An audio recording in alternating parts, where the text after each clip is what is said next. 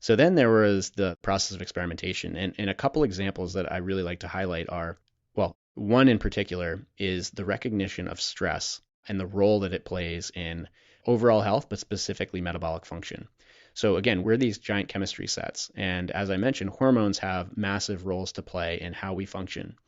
So there is another hormone called cortisol, which we're all pretty familiar with. It's the fight or flight hormone. It's associated with adrenaline as the fight or flight mechanism. And this is the like stress response where essentially when cortisol is flooding the system, your body is in a state of elevated stress. It's in a position where historically or evolutionarily, we were probably in danger and we needed to escape. And oftentimes that meant needing fuel. So to run or climb a tree or whatever it was. And Probably lots so, of fuel.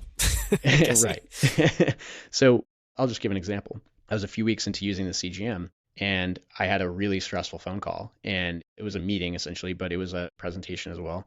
And I did this call and my heart rate I knew was elevated the entire time. I was just kind of gasping for air throughout. And then I looked at my CGM data afterwards and my blood sugar had gone to 145 milligrams per deciliter, which for people who don't know, after a carb heavy meal, your body should stay below 140 milligrams per deciliter. Wow. That's considered the pre-diabetic threshold. If you respond beyond that, you want to very quickly get out of that range because it's not good. So I hadn't eaten a single calorie.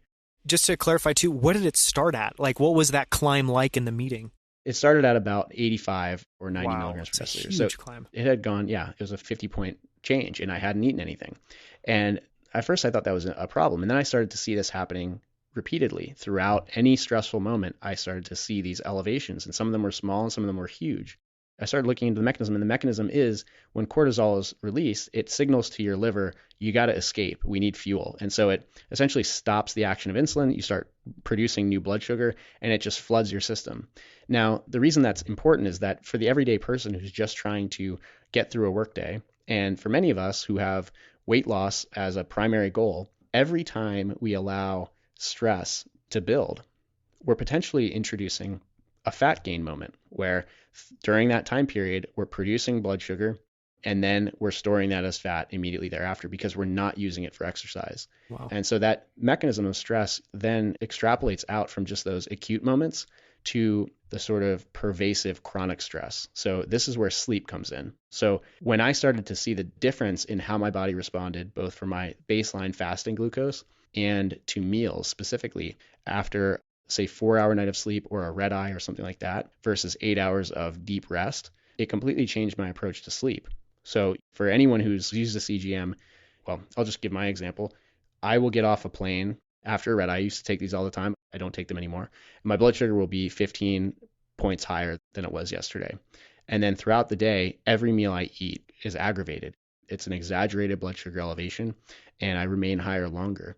And so again, this is a phenomenon that's been studied in the research environment, and they've been able to show that just a single short night of sleep can cause essentially an acute 40% increase in insulin in the body. So in order to clear the same meal out of your bloodstream, you'll need 40% more insulin. And going back to the conversation about insulin resistance, that's not something you want. So I started to get this appreciation, which I think is counterintuitive or non-intuitive, that this device that is measuring blood sugar that you think is only associated with food is actually telling you a huge amount about everything you're doing and the way that your lifestyle is wrapped up into a context.